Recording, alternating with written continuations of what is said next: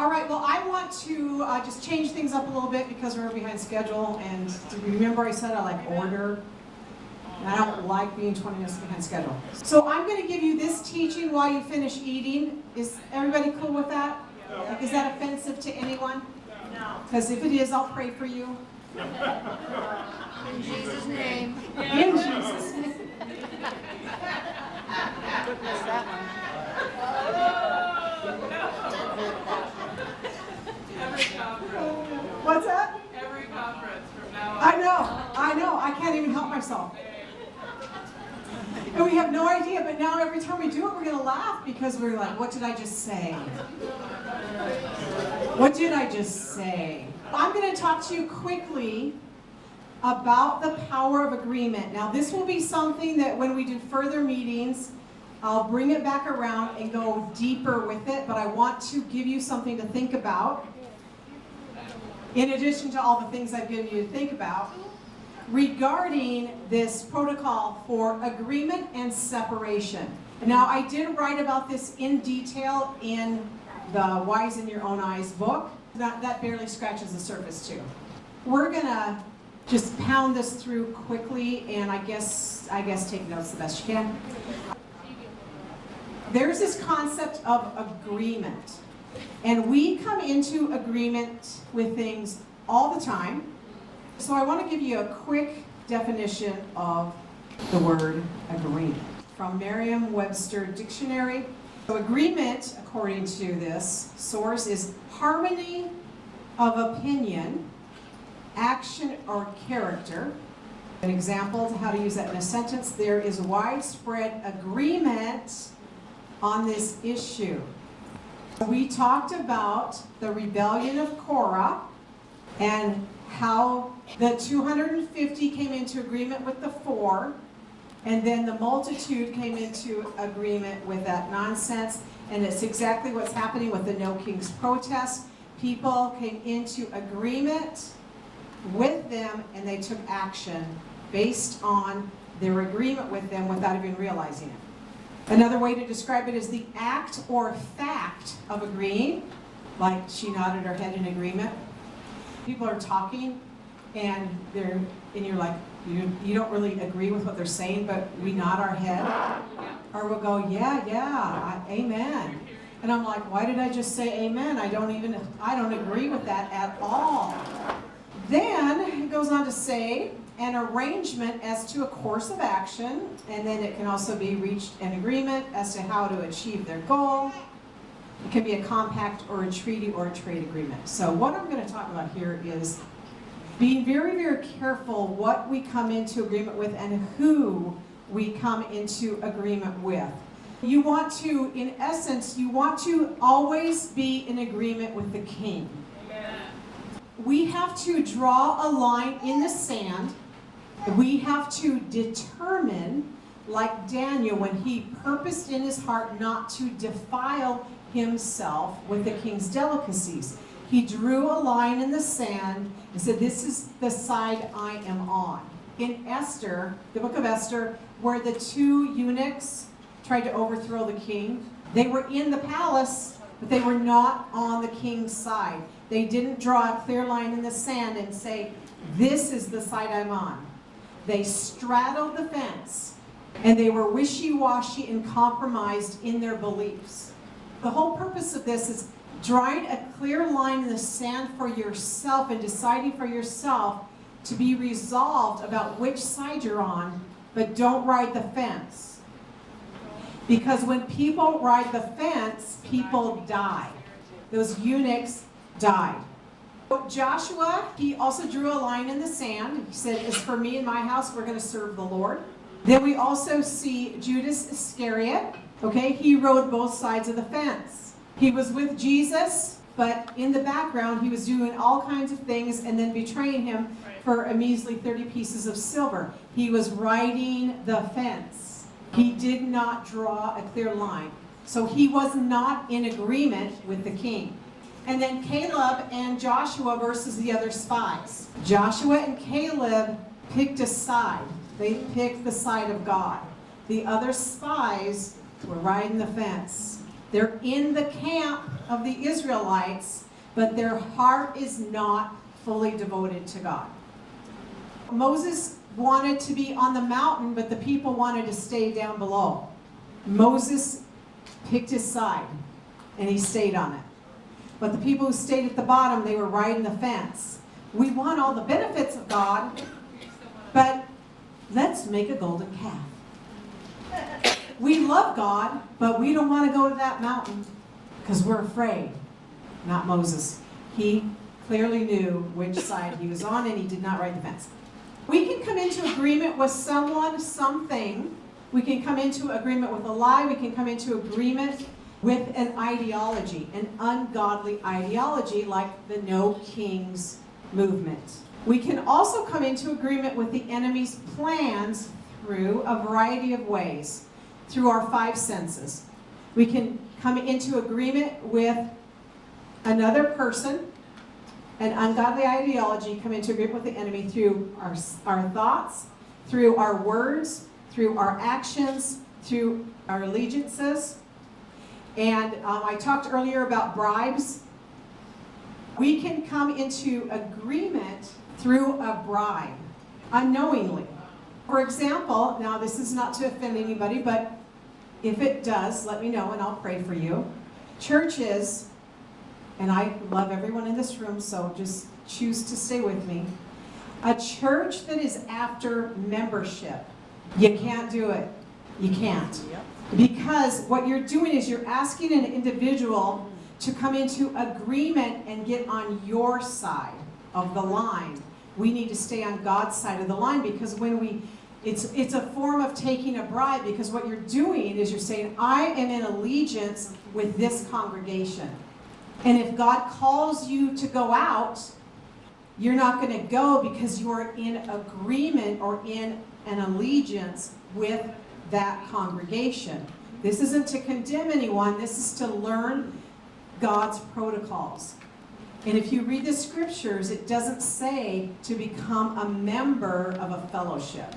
It doesn't say to be, now, can you be a part of one? Yeah, but when God says go, you got to be willing to go. Yeah. And if you have an allegiance, or you have an agreement or a pact through a membership, it's harder to go. Right, and then covenants. We have a covenant with God. All right, so we have to be very careful about what we come into agreement with. Now, my husband and I, we had this conversation recently about the bank.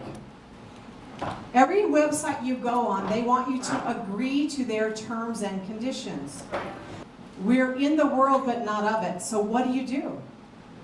You either don't put your money in the bank, or you got to have wisdom from heaven, how to manage being in the world, but not of it. So this is what we do. Lord, we acknowledge that this is not godly. They're asking us to come into agreement with something, and we don't agree with everything they say. But if we don't click this little button, we can't bank. We can't function financially. God, we are acknowledging you, that we come into agreement fully with you, but we're going to click this button and decree that we don't come into agreement with this Babylonian system. I don't agree with it. I'm not going to allow the enemy to stop me from functioning in the world, so I'm going to click this, but I'm saying I'm not going to defile myself, because in my heart I don't agree with it. If we do not rule our flesh, ungodly agreements can lead to a Jude 1:11 scenario. And this is where it says, woe to them, we talked about it earlier, woe to them, for they have gone in the way of Cain, have run greedily in the air of Balaam for profit, and perished in the rebellion of Korah. So in that rebellion of Korah, there were the Korah first, then he got his three buddies, they were children of God. Korah was a Levite. And I'm bringing this to you because when God says, if my people, Korah was a if my people, okay? He rebelled, and then he brought a bunch of people with him. So we have to be very, very careful, because Korah, then he had his three friends. His three friends came into agreement with his desire to rebel against God's appointed leadership. And then the 250, they came into agreement with the four to rebel against God's divinely appointed leadership. They all perished. Because you know why? They didn't come into agreement with the king. They rode the fence. I'm a Levite, but I'm going to rebel. I'm a Levite, but I'm going to have this little thing going on over here. I'm a Levite, but I'm going to take a bribe. I'm a Levite, but I'm going to this, I'm going to that. When Cain rose up against Abel, he really rose up against Almighty God. It was rebellion. Cain, through the five senses, Cain saw that God respected Abel's offering. Then he had these thoughts. Then he came into agreement with these thoughts. Cain thought and then became angry. Now we can have a thought, but we don't have to come into agreement with the thought. In fact, I will say sometimes out loud, I'll have a thought and I'll go, I'm not coming into agreement with that thought. Yeah. Then there are words. We come into agreement with things through our words. In verse 8, it says, Cain spoke to Abel. Doesn't say what their conversation was, but I'm guessing it wasn't pretty. And then it leads to actions. So he saw something, he came into agreement with it through his thoughts, then came into agreement through words, then came into agreement through actions. The agreement was rebellion. Rebellion, rebellion, rebellion. Okay? Evil, evil, evil, evil. Now, if you come into agreement with God, it's going to produce a blessing. Cain had an allegiance with evil. Judas Iscariot had an allegiance with evil. They were on the fence. They were riding both sides. People die when people ride the fence. And then covenants. In his soul, he made a covenant with evil. I'm not going to elaborate on that. We'll do that at another time. But here's an example that I want to use. A couple weeks ago, several weeks ago, I knew that I had to have those Wise in Your Own Eyes books done for today. And I even did an all-nighter one night because I had to get the files to the printer on a certain day, because if they didn't get there, the books, they said they couldn't get them done. But if I could get them there on a certain day, they could get the books done. So I fulfilled my obligation, and I felt strongly that I was supposed to have them done for today, or for the conference. She gets the files, she emails me on Monday, she's like, got your files, everything looks good, and there should be no reason why we cannot have these done for you on Friday at noon when you requested them. I'm like, great. Then a week goes by, because I needed two weeks to produce them. A week goes by, and then I get an email. I had emailed them about something else, and I said, just following up to make sure you got my file for the signs. And she finally replied back to me, and she said, yes, those will be done on Friday, but we're not sure we can get those books done for you. And I went, well, I know exactly what this is. Because here's the thoughts. Oh my God, maybe I didn't hear God right. Maybe I wasn't supposed to hurry up and get those files to them. You know, because usually I go through several rounds of editing. Well, I didn't go through several rounds of editing. I'm like, I am not coming into agreement that those books are not going to be done. Because I'll tell you right now, what the enemy wanted me to do is to go, what? You said you'd get them done. I need those for the conference. Again, we get all worked up. But no, I followed the protocol because he just had me write about the protocol. I'm like, yeah, I'm not coming into agreement with that. And I said, in fact, Lord, it would be really nice if they were done on Thursday. So I'm like, I forget about it. And well, except for this one time, I'm like, I should email them and see how it's going. I'm like, because then you're agreeing with it. So Thursday, we come over here to set up. I get home at 7, 8 o'clock at night. I go to my email. I have an email. It showed up at 12 o'clock or 12:30. It said, hey, Paula, your prints are done and your books are done. Amen. Now I'm going to give you another example of what we do and how we come into agreement with things. Let's say, and I'm guilty of this too, but I'm telling you it's a protocol that we just have to figure out. So let's say our car is having some trouble. We pray, thank you God that you're going to deal with this car problem. And then you say, in Jesus' name, amen. And then you pick up the phone and you call Nate and go, Nate, I'm having a little problem with my car. Can you take a look at it? So you just came out of agreement with your prayer through your action. If someone prays for you, you have a sickness or whatever, and someone prays for you, and they have a word of knowledge from the Lord that, yeah, the Lord's going to heal you, and then you're like, yeah, okay. And then the next thing out of your mouth is, I just really need God to heal me. I don't know what I'm going to do if God doesn't heal me. You just came back into agreement with the devil's plan. Is this making sense to anybody? Maybe nods. Okay? Sometimes I will say something out loud and I'm like, whoa. No, I do not agree with that. Lord, forgive me for allowing it to come out of my mouth. So it's going to happen. We're going to have a thought, and it's going to come out of our mouth. Be quick to make a decree that you do not agree with that thing. Because we're inspired by the devil to do it all the time. And it can happen anywhere. You know, we can pray about finances. I've done this so many times. Lord, I just really thank you that you're my provider. I'm going to go on to Indeed and see if I can find a job.